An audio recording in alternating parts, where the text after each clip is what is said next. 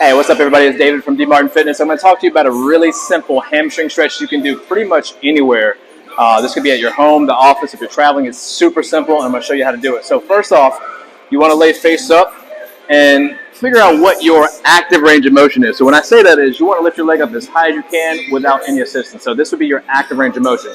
If someone were to assist you, it would be more passive. So I'm almost to a complete 90-degree angle. This is as far as I can go with my own natural capability without my hips lifting or without this leg coming up as well. So I'm going to use this beam to help me out, get a little extra flexibility out of the hamstring by backing myself all the way up to the wall. So I've got my right butt cheek all the way against the wall. I'm trying to keep my left leg completely flat without my hips rotating. Now from here, I'm going to use my antagonist muscle, the opposite of my hamstrings, the quadriceps or the thighs. So by flexing this thigh, I put a stretch on the hamstrings in the back. I'm going to do what's known as a contract and relax sequence for a 5 to 6 second hold. And then I'm going to relax my thighs. Take a deep breath in. Inhale.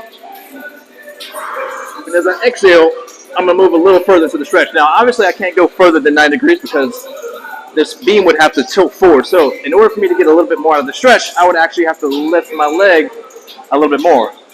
And I can use my arms to assist, giving me a little bit additional range of motion. So I'm going to do that sequence one more time where I flex the thigh, flex, go 5, 4, 3, 2, 1, relax, deep breath,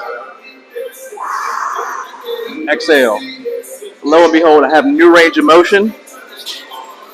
So when you do this, it's always a good idea to test and retest. So without the wall, remember what my previous range of motion was. So now, without any additional assistance, I got that little extra range of motion, about another 5 to 10 degrees there. And that can be pretty critical, especially if you're trying to bend over or do any hip hinge type movement, like a deadlift or anything where you're bending over using the hips. You want to be able to keep that lower back nice and flat without compromising your lumbar position, that low back position. So if you're super tight in the backside and those hamstrings or in your lower back, it might be hard for you to get in those positions. So give that a shot. Really simple to do. I would recommend doing that for at least 3 to 5 cycles, basically allowing you to get a little bit extra range of motion every time. One caveat I will say is that some of you might have tight hamstrings as a protective mechanism for your low back or your core not being strong enough to support your weight. If that's the issue, I'd recommend strengthening your core and doing that every time you go into a training session. For more tips like this, stay tuned.